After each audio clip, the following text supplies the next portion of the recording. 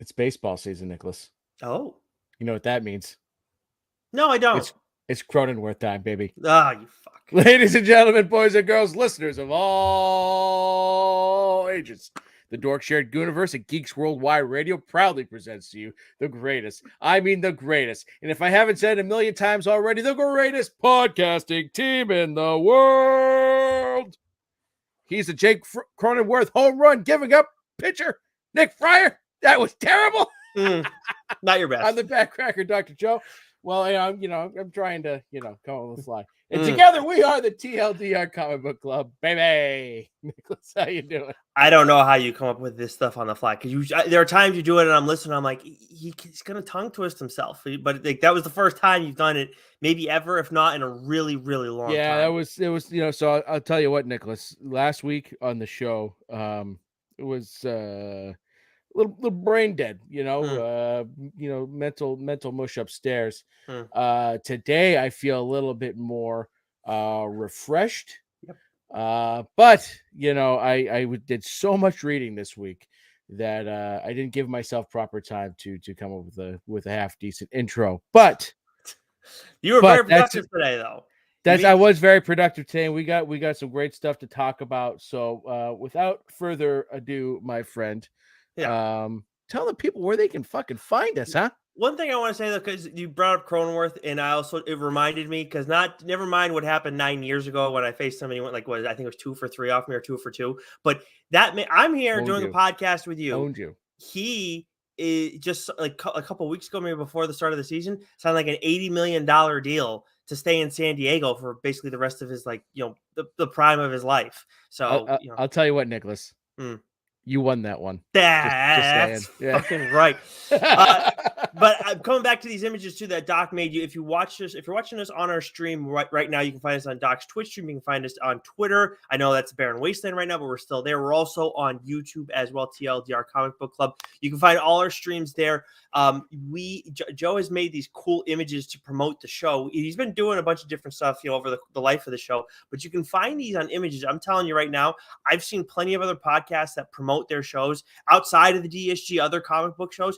No one has made better images than Joe, period. But these are the absolute best stuff that he has done so far. He's made some pretty cool ones. So awesome stuff there, Joe. But of course, we have plenty of people who just are audio only. So that's why I suggest following us on Instagram at TLDR_pod. And of course, if you're following us on audio only, you're following us on Apple, Stitcher, Spotify, Geeks Worldwide Radio, Amazon, wherever you listen to podcasts. And if you haven't subscribed there already, please go ahead and do so. Leave a 5-star rating review too. Only 5 stars, because otherwise you're going to learn the real meaning of backrecord on his productive days. It's not good to learn about that. But on top of that, Joe, we also, speaking of Instagram, we made a friend on Instagram a long while back. You did more specifically. That is Sheldon Bucher, who we've had on the show previously. He is, of course, a comic book artist, does quite a bit of cover art.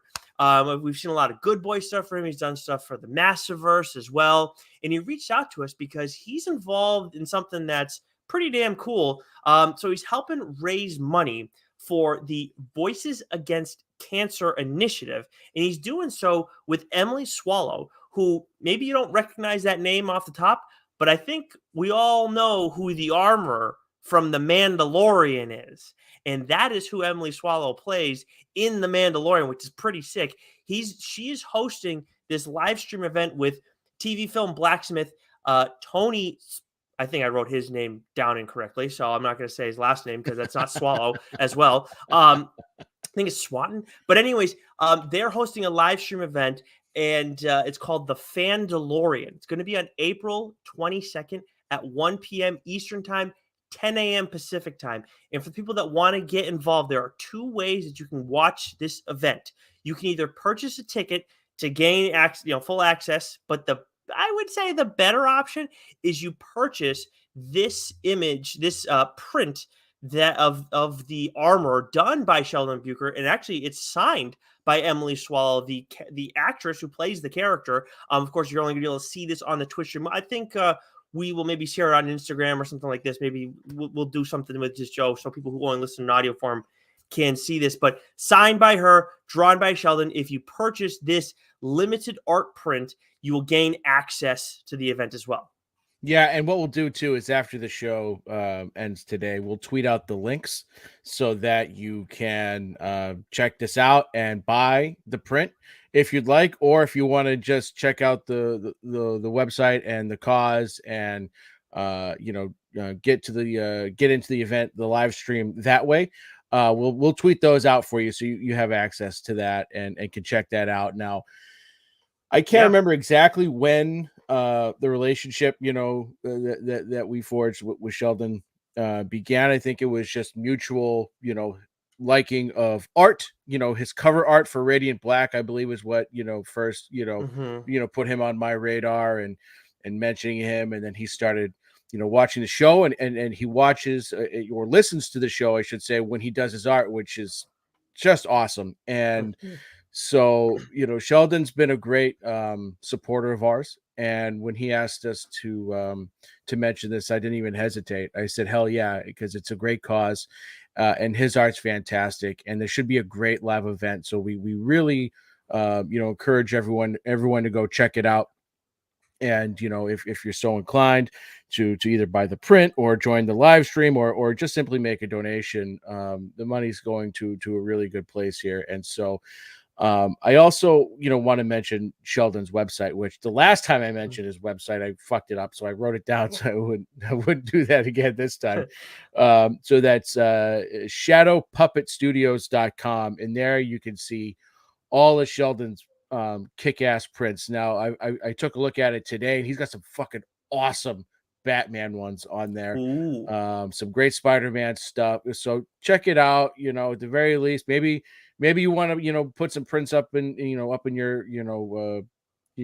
comic cave, your man or man cave or she shack or whatever you may have. Right. This commercial. Yeah, I've got a Spider-Gwen. I've got Tarek Blacktop Bill cover. I've got Radiant Black. Swaggins has a Spider-Gwen hanging up in her room as well. So it's great stuff, and we cannot say thanks enough to Sheldon for support. So please, check this out again. We'll tweet out the links and maybe put them in the show notes as well. So great stuff all around. Yeah, and also for those who aren't on the stream right now, the picture, I remember seeing Sheldon having done something on the armor before. So cool. Like just the print alone is kick ass. And then on top of that too, like it's got the stamp of approval from the actress who plays the armor. I mean, it doesn't get much cooler than that. And then I'm actually very just interested in this event in general because it's like, okay, so by the way, it's Tony Swatton. I believe I actually got his name correct before. But you're going to have someone who plays an armor and then an actual armorer for TV and film, doing a stream together. Sounds like it's going to be a pretty cool event. And I mean, this print too. I mean, you buy this print and you gain access to the event. Okay, we said all going to a good cause, Voices Against Cancer initiative. Really cool stuff from Sheldon, Emily, and Tony. So make sure you check that out. Again, it's on April 22nd, 1 p.m. Eastern time, 10 a.m. Pacific time. Make sure you go and either you purchase a ticket or you buy one of Sheldon's limited art prints for this event. All right, Joe, let's do a quick catching up before we get to what's new. For me personally, so I did read Saga, as you did last week. Of course, we don't get review copies for Saga. Saga does not need people to review it to get the word out there. And I also read the first volume of a book that you have talked about on this show previously, because as much as it may take a little while to get to TLDR 80, which would be our 8th trade, it is coming up soon. And that was a book that I've been excited to give a look. And oh man, I can't wait to talk about it with you at length on the show, assuming that's the one I pick out, because there are some other good ones that you've talked about. But that and Saga have been what I was catching up on, because I also had to do quite a bit of extra reading for this book, because for this week, because the book I ended up going with was a little bit of a last second decision. Yeah, over under July 4th by the time we get to issue 80. Oh, under. Absolutely. You think so? You think so? Absolutely. We got some things cooking up, right? We got some things cooking up. We'll see. Next week will be big in terms of that. We'll see how things come to fruition. So I did a shit ton of reading, both for the book I'm talking about this week, which was 3 volumes, and catching up on a bunch of stuff. So I whittled the stack down a little bit. So Detective Comics 1070, again, written by Rom V. That Batman story has been excellent. Nightclub issue 4 is a series that I've been very much enjoying and will undoubtedly talk about on this show. I also, by Mark Millar, The Ambassadors, issue 1. Oh, I read that one. That is interesting. I was lukewarm on it until about the end, and they go, okay, all right, we got something here. We got something here. So I'll keep you up to date on that. Breath of Sounds, issue 3. Saga as well. West of Sundown, issue 9. No, a lot of these books I read because they have new issues coming out this week, so I wanted to get up to date. Know Your Station, issue 4. And real quick, Operation Ric Flair, issue 1. And it is everything you think it is. It is cheesy, but it is also wildly fantastic. I enjoyed it very much. Is it a TLDR book? Probably not, but it was very much enjoyable. I enjoyed the first issue. But yeah, you go in with the expectation, yep, that's it. That's what I wanted. That's what I got. You kind of thing. Nice. And then lastly, you know how I felt about X-Men. And there was a point I was thinking about jumping back off again. But issues 20 and then 21 comes out this week have been the best 2 issues of X-Men mainline that I have read since the whole Krakoa, since House of X Powers of 10 came out. What's going on with the Brood right now, and these past 2 issues have been some of the best X-Men stuff I've read. Well, please keep going because I know you want to talk about 21. Let's just start what's new off of that. All right. So X-Men 21. No. There's a lot of books from Marvel out this week. So I know. Well, fine. Yeah. Don't tell me how to do the goddamn show, Nicholas. All right. I'm a vet here. I've been doing this for how long now?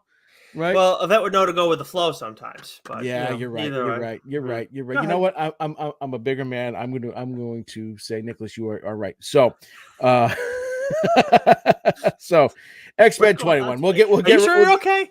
Yeah, I'm fine. I haven't started drinking yet. Now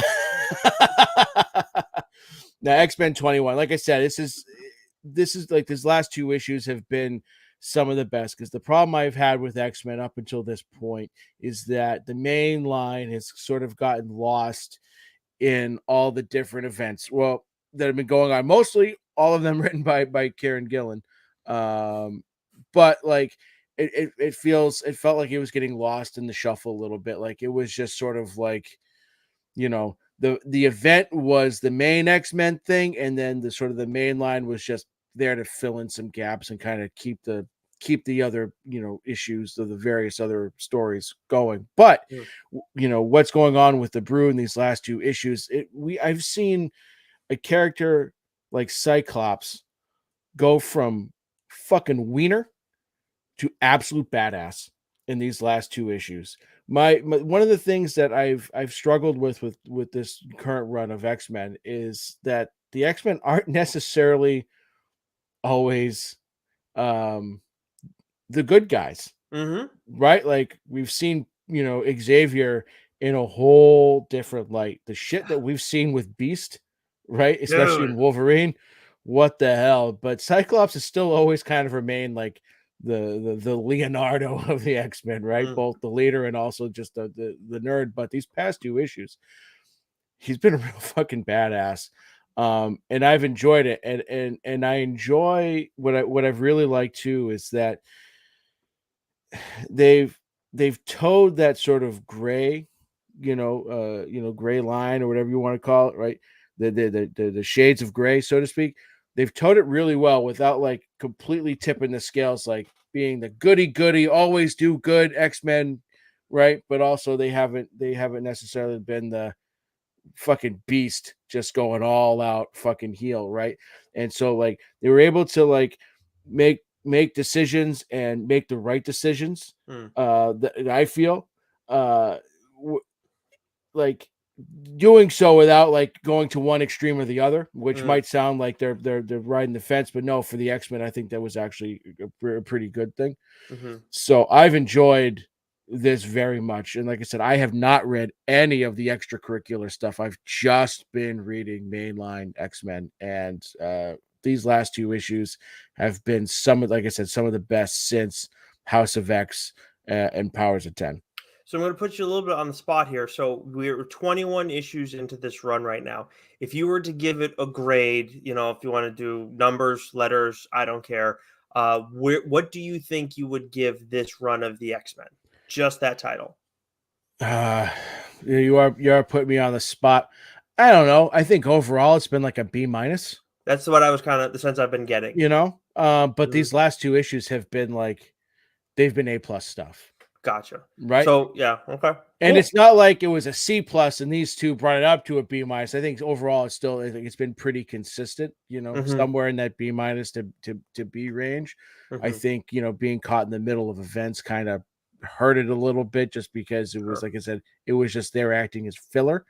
But I love the current storyline that's going on with the Brood, which is extending over different books, but it's been excellent. There's so much going on in the X-Men universe. I mean, it is so hard to keep up with everything that's going on. And like, unless you just read X-Men, which I'm sure there are plenty of people out there who just read X-Men, it's just like, Joe and I read so many freaking titles. And it's like, you look at it, like, I feel like there are people I know we read a lot, but I feel like there are also people who just read X-Men for fun, and they read just as much as we do because there's so many titles and so much different shit going on. It's insane. You could just read X-Men and still feel overwhelmed. Yeah, I mean, because you have because you have X-Men, you have Wolverine. Just looking at what we read, right? And then Immortal X-Men, and now that's turned into the Mr. Sinister event. And then I'm like, there's Marauders, Immortal X-Men, yes, Excellent X-Men. Like there's just there's a ton. Yeah. Exactly. Now, normally, obviously, you do read off all the Marvel books, but I'm going to give you a little bit of breather because you just talked about all things X-Men with issue 21 hitting shelves this week. On top of that, from Marvel, we have Moon Knight 22, Fantastic Four 6, Miles Morales Spider-Man issue 5, Carnage issue 12, Captain Marvel 48, Storm and the Brotherhood of Mutants issue 3. I'm a little behind on this event right now. I feel like it's maybe a couple weeks. Star Wars Bounty Hunters issue 33, Dr. Aphra issue 30, Guardians of the Galaxy issue 1, Star Wars The High Republic issue 8, X-23 Regenesis issue 2. I did not care for the first issue of that. Did you read that as well? No, yeah, it didn't do anything for me. Silver Surfer, Ghostlight issue 3, Predator 2, Captain America Cold War Alpha issue 1, Bloodline Daughter of Blade issue 3, Ewoks issue 1, which I'm surprised you did not read that one. I don't know how that one. Did you notice what I did there? I shortened the fucking title by that's 1,000 words. That's right. It's the Return of the Jedi special. It's Star Wars, The Return of the Jedi, Ewoks. That's right. Yeah. And then we got Marvel Voices Spider-Verse issue 1. Yeah. So the only book I read, this week, as I just mentioned, was X-Men 21. Although I do want to catch up on Bloodline Daughter of Blade. I did buy the first issue of that because I love the cover. But I do want to catch up on that one because that one's piquing my interest a little bit. Yeah, I'm interested as well because I don't know much like what's going on there. But yeah, so you give that one a look. I know we're getting like a Blade, at least like an arc of Blade's like own title at some point later this year. I don't know if it's the summer or like late spring, but I'm very excited for that. So I'll do something that I don't normally do, and I'll read Detective Comics. See, you tried to screw me over in here, and you pull a Ron Burgundy again. I didn't actually. You know what, Nick? I'll give you credit. You're too smart for my shenanigans. I don't know about that. Yeah, no, too smart. It's not anything that's ever been. And Nick Friar's never been uttered in the same sentence. Nope. No. If someone said he's not too smart. Yeah. Yeah. Okay. Superman Lost #2, Danger Street issue 5, Lazarus Planet Revenge of the Gods issue 3, Batman Incorporated issue 7, Wildcats issue 6, Batman The Adventure Continues season 3 issue 4, Multiversity, Harley Screws Up the DCU, issue 2. Sandman Universe Nightmare Country, The Glass House, issue 1. That was written by James Tynion. And yes, I know it's written by James Tynion, but fuck Sandman. And then Batman Scooby-Doo Mysteries, issue 7. I gotta check out that universe. I say it all the fucking time, but I really got to do it because how much it disturbed you. I need to like know if it's that disturbing or if it's visually, like, man. I couldn't do it. I couldn't do it. Yeah, I mean, I mean, I don't. Everybody's got their limits. All right, from Image, we got 3 books that you and I want to touch upon this week. I'll make this quick though for the other one. Spawn 340, Radiant Black issue 23. The war is brewing over there. Phantom Road issue 2, which you are reading. Black Cloak issue 4. The Ambassadors issue 2, which I know you said you caught up on that, but that we don't get the review copies for the Ambassadors. Right. Yeah. Hexware issue 5. Two Graves issue 6. Monarch issue 3, which is from friend of the show, Rodney Barnes. I got to catch up on this one. I liked the first issue of that. Stoneheart issue 2. The Giant Cockjew issue 1. Anyways, Packless issue 6. Is that right? If that's what I wrote. All right. And then I don't remember that title at all. And actually, we have 4 Image books that we want to talk about. Why don't you go, what? So real quick. So last week in the solicit, I believe that James Tynion's World Tree was supposed to drop this week, and we did get the review copy for it. Yeah. But Comixology says that it's now not coming out until the end of April. So, I'm going to be real fucking pissed if it does drop this week and I don't talk about it because I read it. It was fucking awesome, but I don't want to talk about it if it's still not going to come out for a couple more weeks. Okay. Well, that's fair. Let me talk about All Against All number 5. You look out and see if it's really coming out. And if it's really coming out this week, then I'm going to add World Tree to the list here because that book was something else. So All Against All, issue 5 dropped this week, and let me tell you, man, I've absolutely loved this series from the get-go. We both have. We had Alex on to talk about it. One of the things I've loved most about it was the art, right? Caspar Wingard's art. So this finale was such a fitting finale for this series because it was sort of everything that this book encompassed, throughout. It was visually stunning. The characters were very interesting, but it got fairly emotional, and it got really vicious. There again, like I just cannot state how much I love Caspar Wingard's art style because it is so unique and so different and so vibrant and so colorful and so violent all at the same time. Like you don't typically associate, I've said this before, pastels with viciousness. Like it's like you're not gonna take like the Easter Bunny's color theme and all of a sudden start applying it to Friday the 13th, right? That shouldn't fucking work. Normally you get poo, blood, and honey when that happens. Right. Well, if you got blood and honey in your poo, you need to go see a doctor ASAP. Not good. But this was such a fitting end, to this story. And I don't know, if I can't remember if Alex said he definitely had like multiple arcs planned and just needs to see how it goes, or if like this was it, but very enjoyable. If you haven't read it, and if you've been trade waiting, it should be coming out within the next, couple of months. I cannot recommend this series enough because of everything that it is. It's storytelling, it's art, the sort of emotional nature, which is going to be a theme for me today, talking about books. It's just a really good fucking comic. Yeah, that's all I can say. It is an interesting, like, there's like a bit of family in there, a bit about progress, and obviously about the past, but also too, like, so the story is interesting, but also it's hard not to get lost in Caspar's art. It's just, again, like from the first, like it was the first page, second page with that bear. I think it was a polar bear, but ever since that, I've just been enamored with this guy's art. But yeah, so impressive stuff there.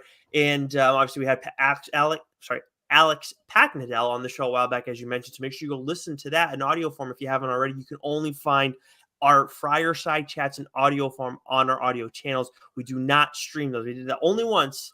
I don't know if we're ever going to do it again, but as of now, that's the only place you can find those. Let's see. So we got 3 others, Joe. 2 titles. Where do you want to go? Like, Did you find out anything about World Tree? I did, actually. I'm sorry. So that is out the 26th. Image has tweeted them out themselves. So I'm going to hold off on that because, man, like, the only thing I'll say about it is, like, Nightmare Country, like, his Sandman book, like, really freaked me out. Like, there was shit that happened in this book that was... It was fucked up, man. And it was awesome. It was awesome. I called dibs last week on the solicit. This book is like, yeah, it's everything. It's everything. It's so good. But I digress. Wow. Okay, so that's good to know. That's a high bar, and that's an impressive. I mean, like, for you to be like, I know you'll love Tyna, but you seem pretty blown away. About 2 weeks, you got to wait to talk about it on this show. That does kind of stink, which means even longer before you talk about it on the show here, which means even longer that I have to wait. A book that you're going to have to wait just a little bit longer for me to talk about. I was planning on talking about 8 Billion Genies this week. Issue 8, the final issue of that, is out this week. I wanted to go into it in detail, but there was another book that seemed a little bit more timely and made more sense for us to talk about, and I'll get to that in a little bit when we break into the mainline stuff. But 8 Billion G's was an awesome issue. Really, the story has bounced around a lot because you're spanning like a wide range of time, and again, we get to this. I mean, I get to this last issue. I'm like, how are they going to finish this off? Because the way things are trending, it's like, 8 weeks, 8 months, 8 years, and then it's like we start getting even further on. Like, it's over an 8 issue period of like 8 issue stretch. So you get into like 800 years, and that's what's going on here. But we get a lot of backstory about what's going on with the genies that we didn't have before, and then we learn more about like some of the other characters that were at the center of things, and it's interesting to see where they are at the end of the line here. So I really like this a lot. Obviously, I'm going to talk about it in more detail when I do it on Mainline. That will be the next Mainline book, barring any like other weird news that we got for Star Wars recently, which forced our hand on something. But yeah, 8 Billion Genies, awesome series. Really enjoyed it. I believe there's 2 trades. I believe the first one's out already, but either way, don't wait on me talking about it. Go pick that stuff up and get right to it. But Joe, I don't want to make you wait much longer than you have to on that. Appreciate that. Look at you. Whoever didn't say you're a nice guy doesn't know what they're talking about. I know. I mean, call me an idiot all you want, but say I'm a dick. That's just crossing the line. Anyways, so we got one book that we both read, and then we got another book that you're reading by yourself. That's 12 issues in, and I can't believe you haven't talked about it on the show already. I know. I'll discuss that one now, and then we'll get there because part of me was saving it because I had this idea in my head, but Little Monsters issue 12 dropped this week, and I believe it's ending with the next issue, and this is written by Jeff Lemire, and I've been thinking about doing like a Lemire month or doing a Lemire run. Because we're going to talk about that a little bit more when we get to the book that I'm discussing today. But this book has been written by Jeff Lemire, drawn by Dustin Wynn, and again, this is another beautifully drawn book. It's a lot of black and whites. It's watercolor. Red is used sparingly. When there's blood, right? And it's just been a beautifully drawn, beautifully colored book, but it's a wonderful story. And I say wonderful is not the right word, but it's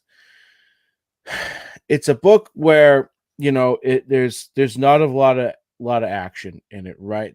There's a lot of, you're learning about this sort of dystopian future where you're dealing with these group of children, vampires, but they're not really children because they've been alive, in some cases for hundreds of years. They've been alive, so like they're the age they were when they turned, and they've stayed that way.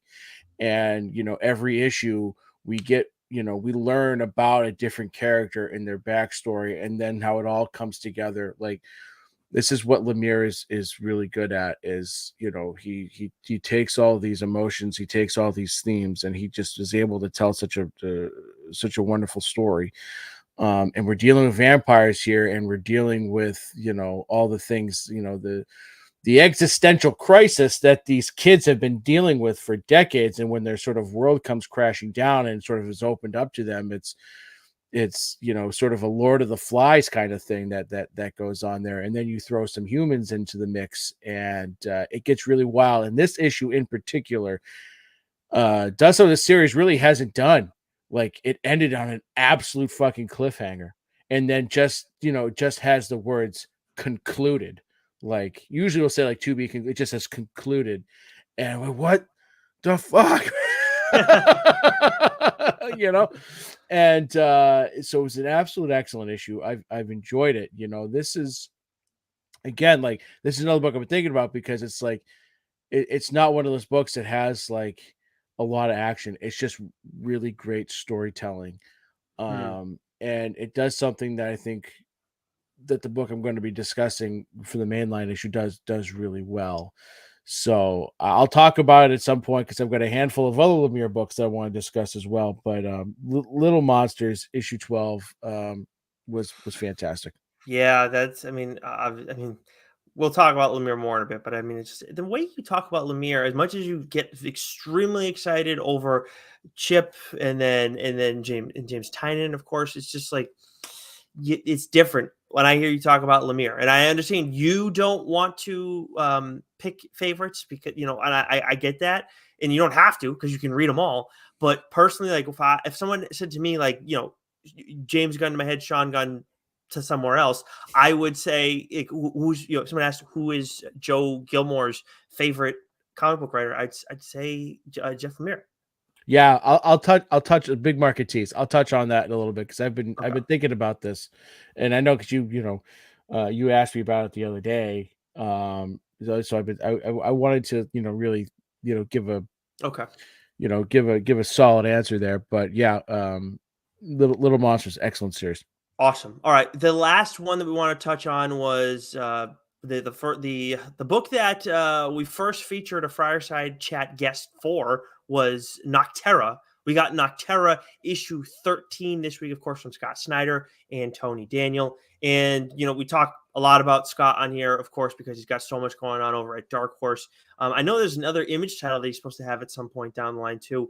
But obviously Nocterra has a special place in our heart. And, we're going to talk about the story in a second, but obviously, like, Tony's art is, I've said it's really interesting when light is incorporated even more. And that, of course, is Marcelo Maiolo, who's doing the colors for the series. But this cover too, Joe, the main cover for Nocterra, is just like, Tony just, obviously this is a character of his own creation, Val, but she is so badass. And this design here, especially with the development that we got last issue, with another one of the big characters. Yeah, I mean, it's just so cool.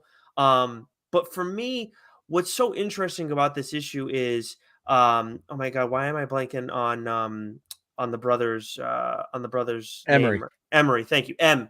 Oh, who's the one for getting shit now, huh? Yeah, I know, it's weird. But Emery, the turned tables. The tables have, oh fuck. You can get a good look at a cow by sticking your head up its ass. Wait. Yeah, wait. Which you're taking, it's got to be your bull. But what's interesting is, like, so Scott's mixed around with a few different characters and who's been narrating. I think it's been Piper, it's been Val, and now it's M who's doing it right now. And he's going, he's talking about his past and what this was kind of done with the other characters, but he's also talking about, like, his own scientific method and everything. And it's interesting. At certain times, like, books hit you at just the right spot. Maybe they get you at a certain point in your life where it's like, this is speaking to me in a different way. And for, like, just, different varying reasons, this issue hit me in that kind of way. And I don't think a single issue of Nocterra has done that. So I've really enjoyed it up to this point, but this was like a special one for me. It's just kind of weird whenever that happens, especially when you have like don't expect it at all, like randomly happens in the middle of a series. But on top of that, too, we have so much awesome stuff here. Obviously, there was a big reveal at the end of last issue, and we get more on that in this, and the action, everything like that. It's just great. This is a great time, a great start to the new arc for Noctera. There was a series of panels in the middle there that Tony did. Revolving around the evolution of Blacktop Bill, and which was great because there was some, you want to talk about viciousness to the art there. That's some stuff that I hadn't yet seen from Tony. And then there's a scene where they take a shot at Blacktop Bill. Yep. And that I wanted to like just like screen cap that and like make it the background on my computer because it was just so fucking awesome. Yeah. And you'll know it when you read it. And it was the smug look on his face. And then the detail that it was absolute brilliance. I mean, if Tony's not making that a print, I don't know what he's even doing. I mean, print it, sign it, I'll buy it, hang it up. You know, it's fucking awesome. When I saw that, I that's exactly what I was thinking. But yeah, you know, and you talk about the viciousness of the art. This has to, like, there's been a lot of cool action throughout this series, and obviously, you know, some characters, some serious ramifications, and getting some gross stuff with the shades and everything. This has to be the most violent issue of Noctera that we've gotten so far. I don't think it's even close. Oh, hands down, down, and it's mostly. I think it's mostly contained within 4 or 5 panels. You got the one big, you know, splash, so to speak, and then just, you know, the sequence there, you know, in the middle. But just fucking killer, man. Yeah, awesome stuff. So obviously another banger of a week for Image. We move over to Boom. We have Briar, the final issue of this arc, and this is another book that I plan on talking about on the show. Know Your Station issue 5, which you are reading, Joe, and then The Seasons Have Eyes issue 1. It's a Boom number 1. Are you planning on reading it, or because I know you don't have it marked off as having read it? Or so you want to talk about Forgetful? I didn't read it because it's like, did Nick call dibs on this? And I forgot, and I didn't look at the I don't think the Excel sheet's been updated, so I was like, I'm not going to read this just in case. Well, you know what, Joe? I appreciate that, and I will check we'll have to check the monthly solicit notes because it would have been in there if I didn't jot it down in the Google Doc. But anyways, you're looking at some of the other indie publishers. We have our well, I don't know if they're your friends anymore. I've kind of grown close with AWA. I think more so over these past few weeks, maybe a couple months now. But we're not talking about Black Tape today. We are instead talking about Red Zone issue 2 from friend of the show, Cullen Bunn. And again, like, not yet friend of the show, technically Mike Diodato, but we're going to get him on at some point. We gotta amend that. But how was issue 2, Joe? Oh, you didn't read it yet? No, I did. I wanted to give you first crack though, because I know you get upset sometimes. And thank you for the pun. I appreciate that. Oh, it's excellent. I fucking love it.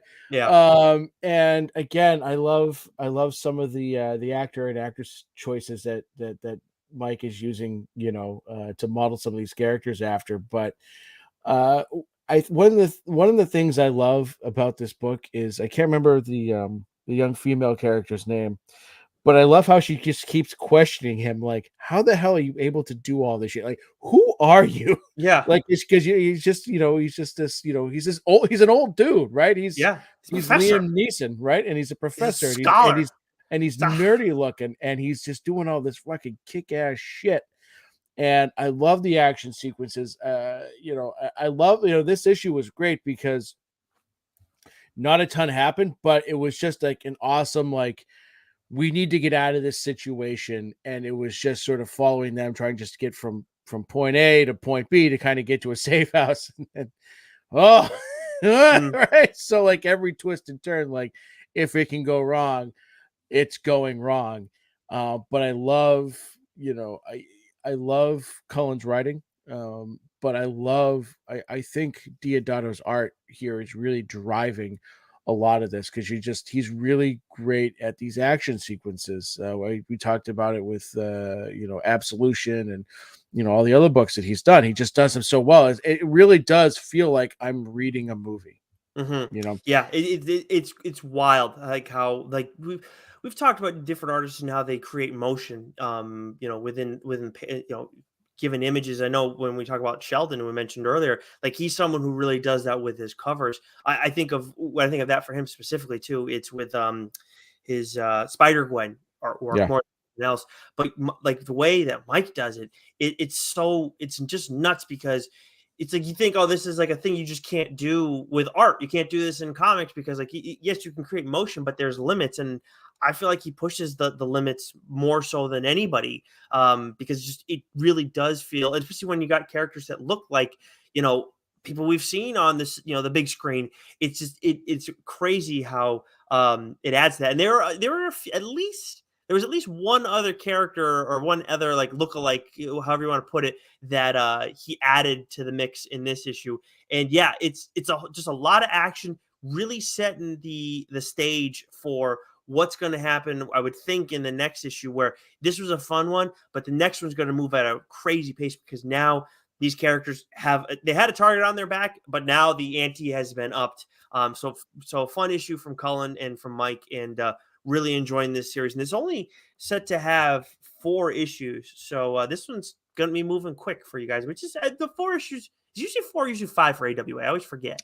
It's usually 5. It's anywhere 4 to 5, with Okay. Marjorie Finnegan being the lone exception. That's right, yeah, because obviously that was 8. Now just to circle back before we move on to Dark Horse, I did not call dibs on the Seasons Have Teeth issue 1. I did not give it a look because I actually thought you called dibs on it. Oh, maybe I So didn't see. sorry. So first, It was a real forgetful. It was a real forgetful week for me last week. So I'll go back. But it's all the kindness on this show is Right, amazing. right. Now you know something's wrong because Yeah. I've been utterly kind this week. You want to take us Kind through to a Dark fault. Horse? Yeah, why not? So from Dark Horse, we have Masters of the Universe, Masterverse issue 3. Oh, I meant to read this. Fuck, the Great British Bump Off issue 1. Oh, you didn't. Oh, I forgot. I did so much fucking reading this week that I meant to get to this, and I meant to catch up on Space Drop. So Space Drop issue 3 comes out this week. Assassin's Apprentice issue 5, White Savior issue 4, and then a book that I've already had the pleasure of reading. Again, another one of, we talked about Scott Tober and Scott's work at Comixology. The Clear issue 2 has finally is coming out to print this week. Nicholas, what did you think? Dude. Yeah. So good. Like the first, so it's right. We were getting issues 3 and 4 technically from Comixology in this second issue. In the first one, we got issues 1 and 2, and that was really good. Really enjoyed it. I had read the first one for when we did our event with Scott and Greg Capullo a while back, but I didn't obviously get to read the second one because of the draft that we had done and everything like that. But now, having read like this series has been so cool, and you talked a ton about Francis Manipul's art, and I don't think you've talked a ton about it, and I still don't think you said enough.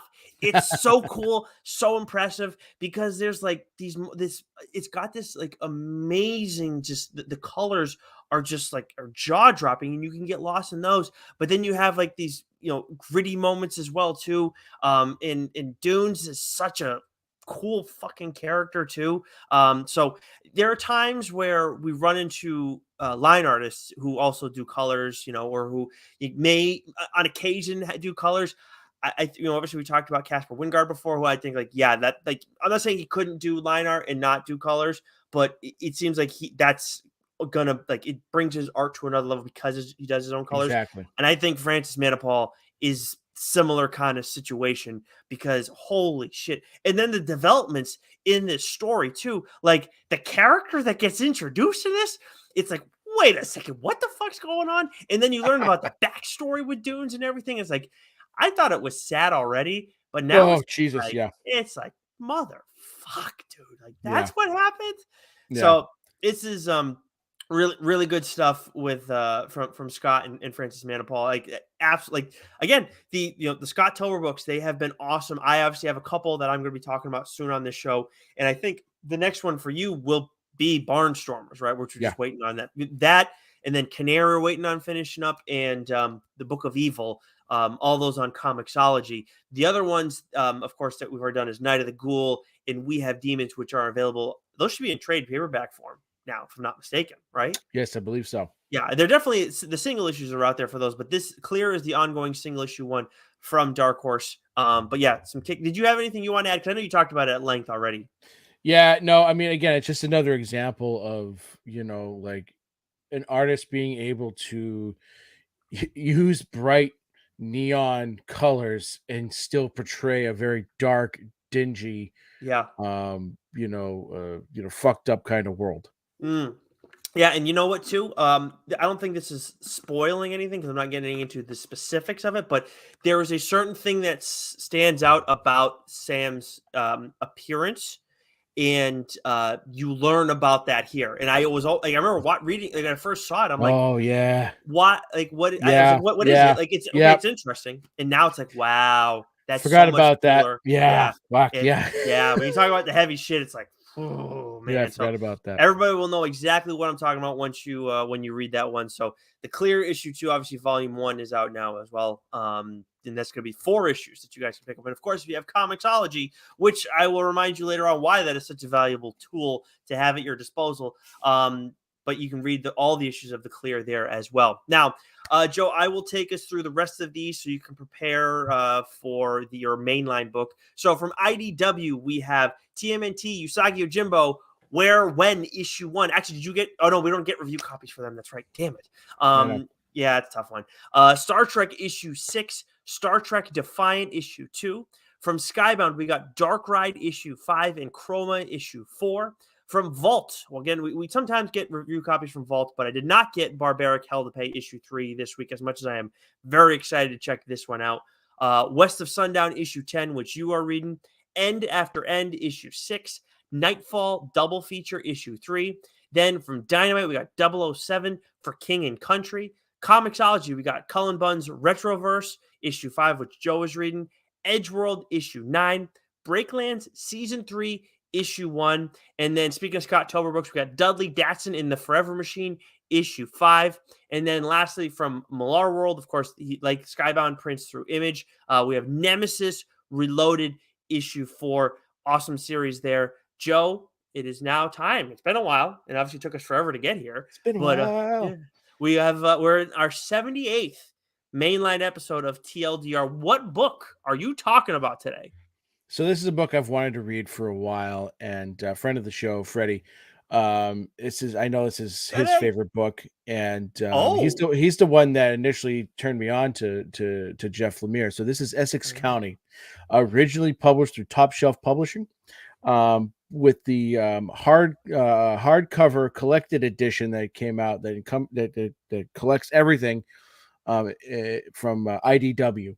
I believe that was published. So this was written and drawn. This was all done by Jeff Lemire himself. So synopsis. Where does a young boy turn when his whole world suddenly disappears? What could change two brothers from an unstoppable team into a pair of bitterly estranged loners? How does the work of one middle-aged nurse reveal the scars of an entire community, and can anything heal the wounds caused by a century of deception?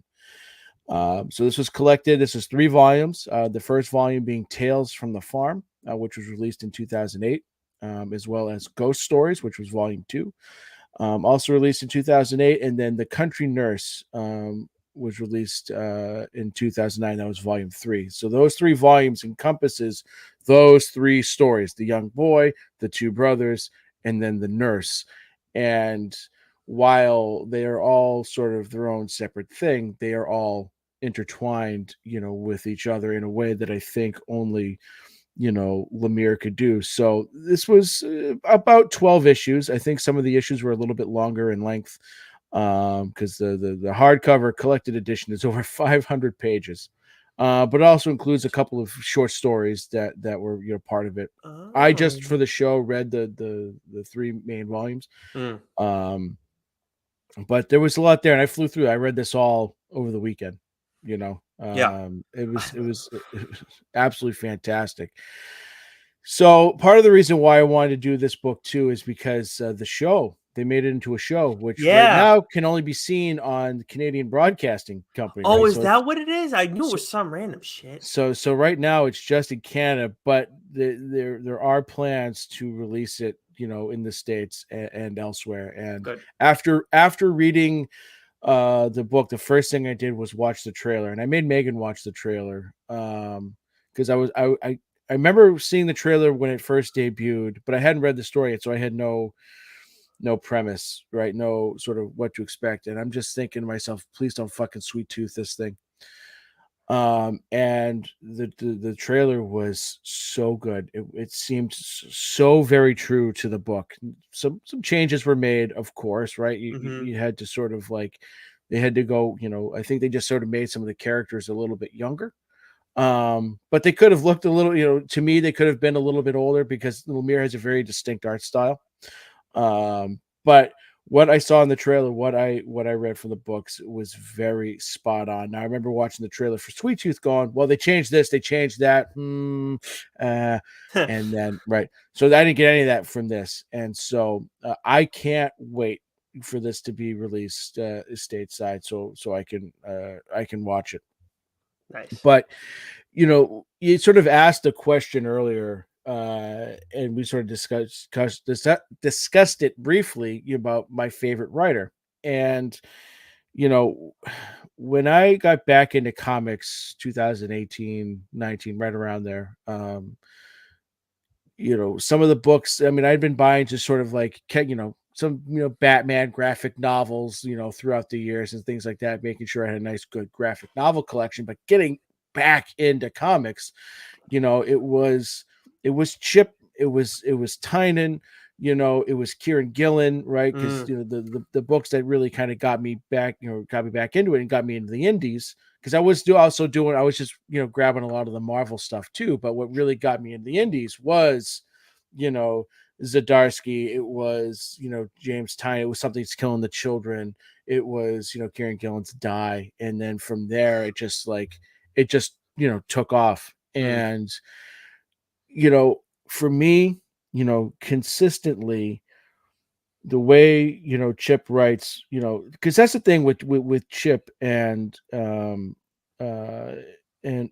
with Tynion is they've both tackled legacy characters, right? With Batman and things like that. And then been reading a lot of their indie stuff, Sex Criminals, and again Department of Truth, and Nice House, all like things like that. Like, I love their writing. Like, they write something, I'm always gonna fucking read it no matter what.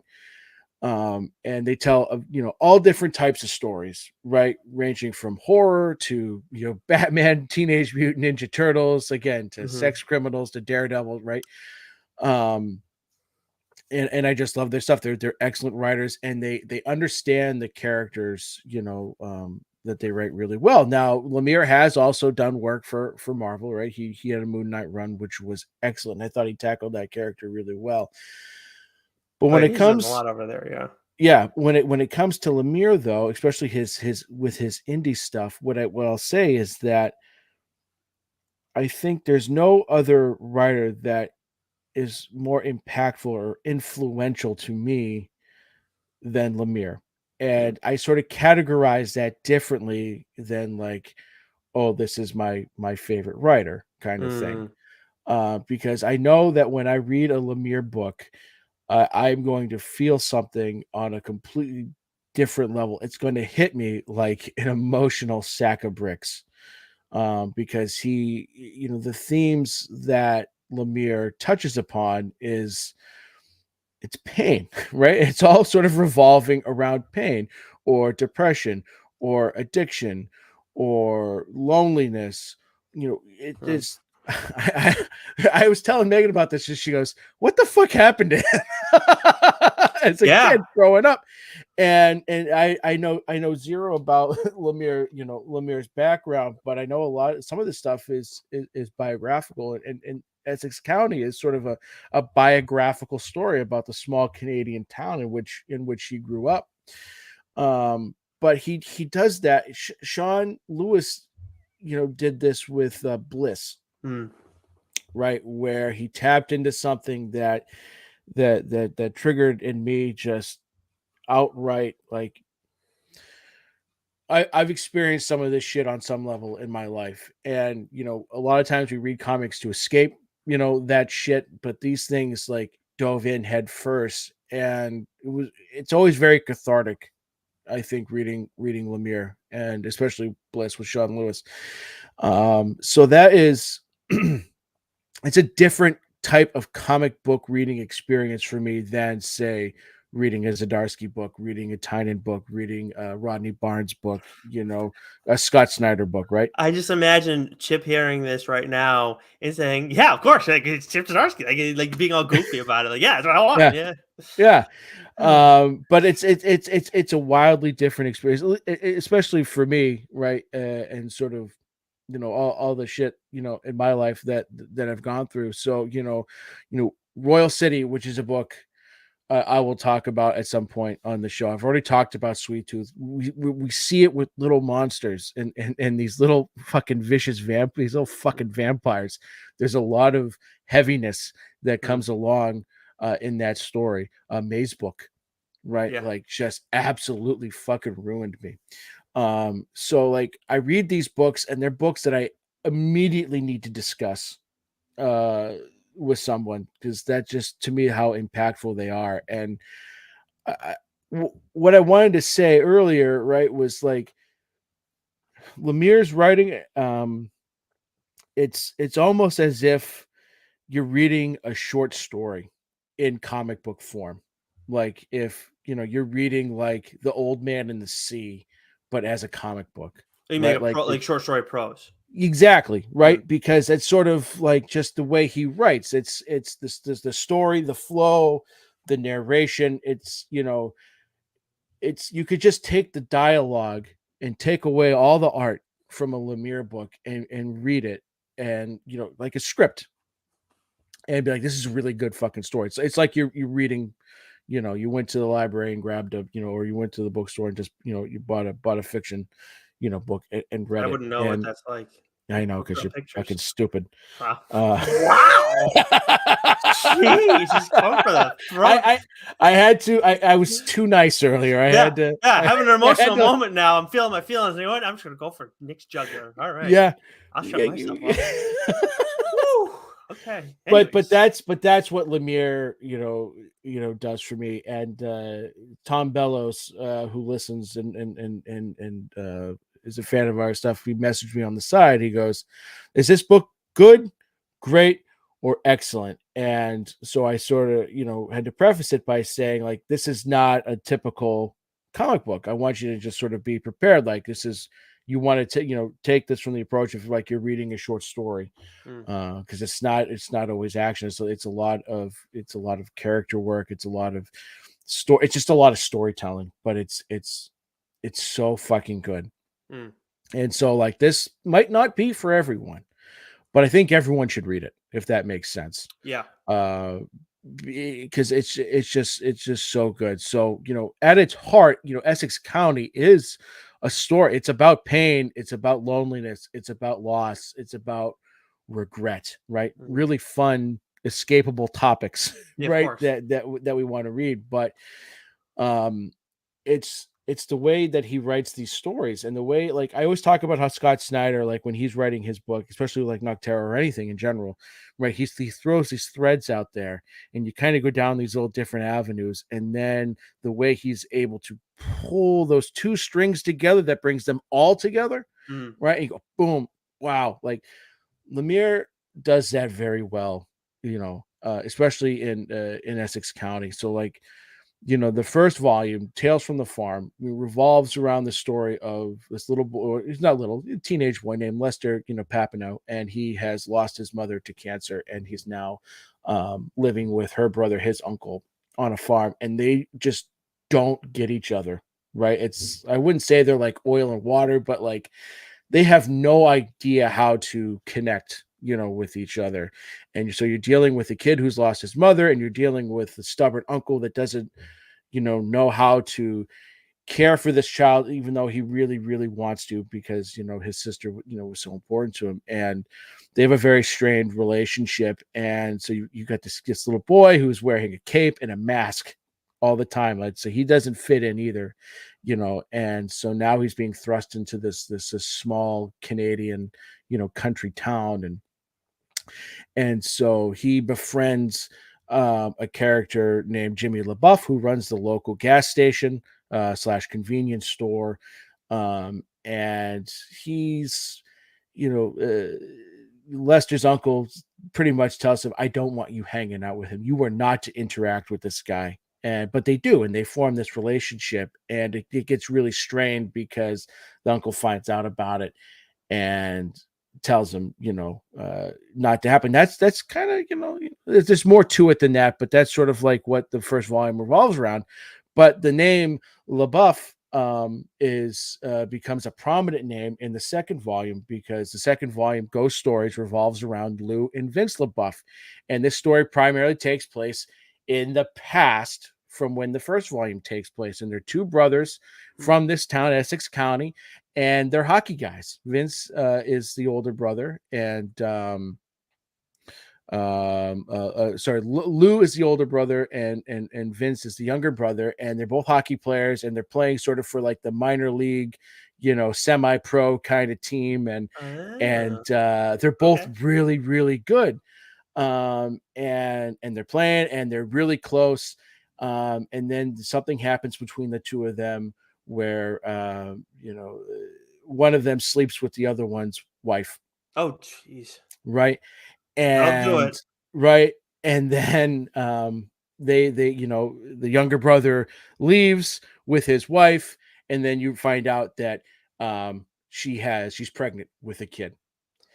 And you don't know that he knows that it's not his or not, right? But this essentially, this second volume follows around, Vince, and goes back and forth between present day and the past, and sort of him sort of reminiscing on his life and looking back at all the moments and all the mistakes that he made, the loneliness that he suffers because of his decisions, right? So like, you really dive deep into this character or these characters, and it's just like, what the fuck? And then you get to the third volume, Country Nurse, which revolves around Ann Byrne, who is the caretaker for Vince LaBeouf in the, so like you see her in the second volume as well. And then the third volume, you find out about her backstory, her connection to the town, her connection to the LaBeouf family, and how it all comes together, and how all the Papineaus, the LaBeoufs, and this nurse are all connected. It's brilliant, heartbreaking stuff, right? And it's just an incredible story, and the way that he connects it all, because you're reading these three volumes, and they're almost, like, because you're getting them at various, very different chunks in time, but all you need to know sort of are the names, and you can connect the dots as you go. And it's just absolutely gutting, like it's not it's not as depressing as say Sweet Tooth is, right? Because Sweet Tooth is really like, Cormac McCarthy level, depressing kind of stuff. But this is, emotionally gutting, sort of on a different level, very similar to Royal City. Okay. And the themes that you're dealing with there, regret and poor decisions, but you really connect with these characters, the way he describes them, and how just how it all comes together. And it's just this is a damn near perfect comic book, in terms of just like storytelling, right? Like we talk about Saga all the time as being like the best comic book ever, like being a perfect comic book. And that is a style and a type of comic book that's, again, it's on its own level. This is, a complete 180, but just as good, far shorter run, but like just from a sheer storytelling standpoint, it's excellent. And I've always known that Lemire's a hockey guy, right? So there's a lot of hockey themes, a lot of hockey in this book in general. They're big Maple Leafs fans. And what's great about it is that like they're always like fucking pissed off because the Maple Leafs suck because they have a history of sucking, which is, as a Bruins fan, is excellent. But his love of hockey really shows through, in this book, especially in that second volume. So if you're a hockey fan too, you'll love this. But this is a book that, like I said, it might not be for everyone, but I will recommend it to everyone. Yeah, it's one of your all-time books now. Yeah, this is a book I'm gonna get that hardcover. I'm gonna put it in my collection there because it's just this is one that I'll definitely want to reread.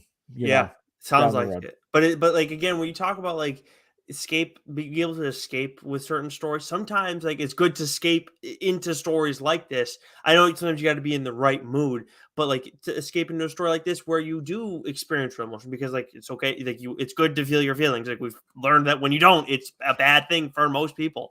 And Lemire does that for you. And I'm very excited to read this one. Someone actually brought it up to me at the comic shop I go to up in Merrimack, New Hampshire.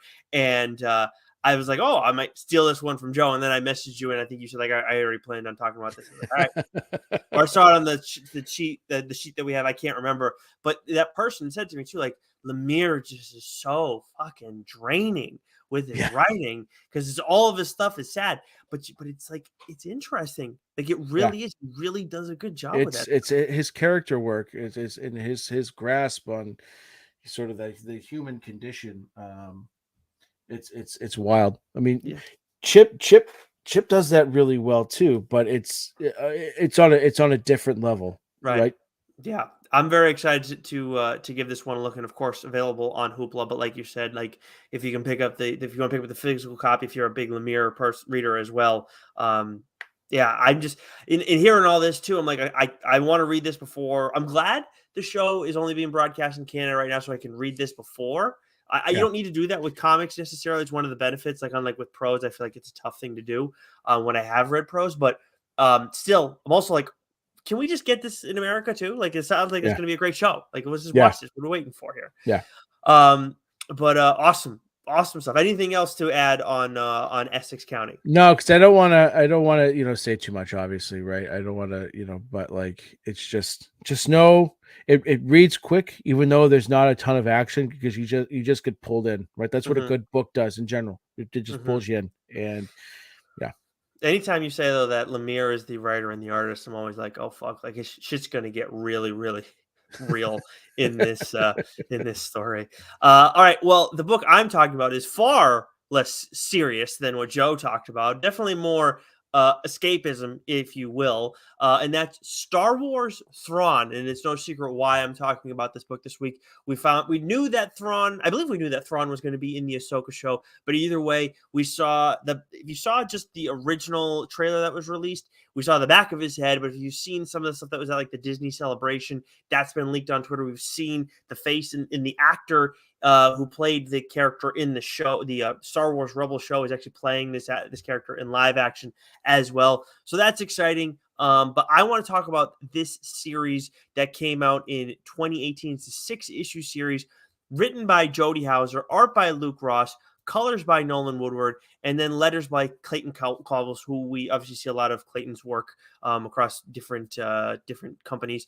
This is all available on Comixology. If you have Comixology Unlimited, which like Joe and I do, you can go boom, just get that and go ahead and crush this thing. I did it in the course of 24 hours. Really easy read. Really enjoyed it. When it comes to the art, Luke Ross, I mean, like, impressive artwork. It feels kind of like what we get from the Star Wars comics over at Marvel. Like, it feels like of a similar family, similar vibe. And the colors kind of go along those lines as well. Although I will say things do get dark at times with Thrawn because of the character, because like the nefariousness of this individual. And that's why I wanted to check this out, because I believe it was Michael Busuttil, of course, the editor of the Massiverse we had on the show a little while back. He like saw the news and like everybody's excited. It's like, oh, well, great. I got to go. Like, this is basically like I have to go watch this old show that's been around for a while to then understand what's going on here. And I don't think that's going to necessarily be the case. But to appreciate Thrawn, you could argue, yeah, you have to do that. Or I wanted to see, could we read the comic and get a feel for Thrawn? Is there other, because I knew there was this series that I hadn't read. Can you read this and get an understanding of this character? So the synopsis for this series: he's one of the most cunning and ruthless warriors in the history of Star Wars. Now, discover how Grand Admiral Thrawn became one of the most feared military tacticians in a galaxy far, far away. Meet young Lieutenant Thrawn, who graduated the Imperial Academy with the highest marks possible. He's been assigned his own personal assistant, Ensign Eli Vanto, and is ascending quickly. But that doesn't mean everyone in the Imperial Army wants him to succeed. We also see Arena Price, who's thrown into the mix here as well. And there's another Thrawn story because Thrawn also is around after the after Return of the Jedi, and there's an actual novel for that called Star Wars: Heir to an Empire. That was also turned into a comic book by Dark Horse years ago when they were the only ones doing Star Wars comics. This is all by Timothy Zahn, and this is kind of based off of that as well. So I didn't check that out. I actually do plan to do it though because that's he's written a trilogy. I've got one of the books here. Yeah. Okay, so and that's all Thrawn. Okay, so but Thrawn is. So first of all, really easy read, well paced and everything. And like with Thrawn, it can't be at breakneck pace because he is so calculated and his character is so important. So you kind of like it moves fast at times, but there are other times where it moves a little bit at a more even pace, a little bit slower. And that's what you want with Thrawn. And for those who haven't watched the Star Wars Rebel show, Joe has seen it in its entirety. I have watched. I'm in the middle of season 3, and I've really enjoyed it. Thrawn doesn't come on till much later on. He is in the mix now, but he is such a cold, calculated individual, and it is remarkable how he's just so different from what we've seen in the rest of the Star Wars universe, and it's so impressive how you're able to have this other villain who's like if you haven't seen Rebels or haven't read the Timothy Zahn stuff, you have no clue who this is. But outside of maybe Palpatine, there's no one who's more calculated than this guy. And obviously Palpatine is next level, but we kind of don't get to see. We obviously see everything play out from Palpatine's decisions and calculations, but we don't get. I don't feel like we get to see. Do you think this is fair to say, Joe? We don't get to see Palpatine and how calculated exactly he is. Yeah, we need what I want more than anything is a Palpatine origin movie or a show, right? Because there's some great. I believe the book is. Oh shoot! It's eluding me right now. There is a Palpatine book out there, though. I know what you're talking about. It's the Darth Plagueis. There's a Darth Plagueis book, and most of that is it's basically a Palpatine origin story. Yeah, I want that. That's what Episode 1 should have been. Mm-hmm. That's what the Phantom Menace should have been. Oh, that would have been cool. But yeah, so so he is obviously extremely calculated, Palpatine, but like we don't get to see it. It's not. There's so much more to like with going on with that character that we don't get to see that highlighted in the same capacity as I guess what I mean. And then with Thrawn, that is everything that this guy is. And what's to me why I like him so much is yes, he's calculated. We've seen characters like that, like in various stories and everything. But sometimes I don't feel like we often, or maybe even just very rarely, we see characters who it's like they're always thinking about bigger picture to the point where they don't mind taking like loss after loss to learn about their opponent and also to give their opponent this false sense of security. Like, sure, we see it with like Batman, right? At times where it's like, it seems like, he's screwed. He's like, yeah, but I had this going on and that going on and like all these machinations. And that's interesting. But with Thrawn, we like see it step by step, and we just see how committed he is to gaining as much knowledge as possible about his opposition. And on top of seeing it with losses, we also see it like where he tries to learn like background about the characters that he's dealing with, that he's going up against in their culture. And with Thrawn, we see that in this series, it highlights it very well with like how calculated he is, where he's not perfect too. Like he's not very good when it comes to like political stuff in this series. And he it's like, how am I gonna, go and adjust and be able to do that to help those around me. Because again, he's got people in the Imperial Army or Navy who are just like, who the fuck is this guy? Like, he's just coming in and like he's a cowboy who's just like, I'm just gonna shoot from the hip and do what I want to do and make us look bad at moments. But at the same time, like, he's got Palpatine's stamp of approval. That's why he's starting off so high, like as a lieutenant right off the rip. And what probably blew me away the most in all of it, Joe, is there's a thing that happens when you talk about like bringing everything together at the end of the issue, at the end of the like of an arc or of a full story. There's a thing that happens in the first issue that's, you know, important to the plot of the story, and it's just like, oh, okay, like I feel like there's, you know, some of this stuff's done intentionally, maybe not as much as I would have thought, and then you just find out exactly how intentional like Thrawn was with what he did in that first issue when you get to issue 6, or maybe it was late in issue 5, something to that degree. But it's just like, holy shit. Like, this guy is he is always in control every step of the way. Again, there are moments where he's not perfect because it's early for him, but he is so committed to have control over everything that is going on and knowing like when it matters most in the specific situation that I'm dealing with stuff. Like, sometimes it's an individual event that he can take losses on and be fine. Sometimes, like this experience with these individuals, that time comes to an end and it's time for me to win. And and he does that. It's wild. And he's such a well done character. And I think it was a tall task too, like having to go for Jody Houser and Luke Ross to take this on, because obviously you've finished Rebels, so you can speak to it to a different degree. But he's such a beloved character for people who watch the show. I've really enjoyed the show, and I'm gonna finish it before Ahsoka. But I really think if you don't want to go and watch Star Wars Rebels and spend all that time because it's 4 seasons, I get it. It is worth your time. Like, with the story, like, it's definitely better than Clone Wars. Like, Clone Wars, you have familiar characters, but with Rebels, as Joe said before, the stories are better. It does feel like it's for kids at first, but it really takes more of a turn later on, and kids can still enjoy it, but adults can be invested in it more. But if you don't want to do that, you can read Thrawn, and you're going to have a feel for who this character is and how he operates. And if you like that, I'm going to take a look at the comic interpretation of Zahn's novel, because that all is on Comixology as well. But I would think if you want to get a little more background, that would be a good place to go as well.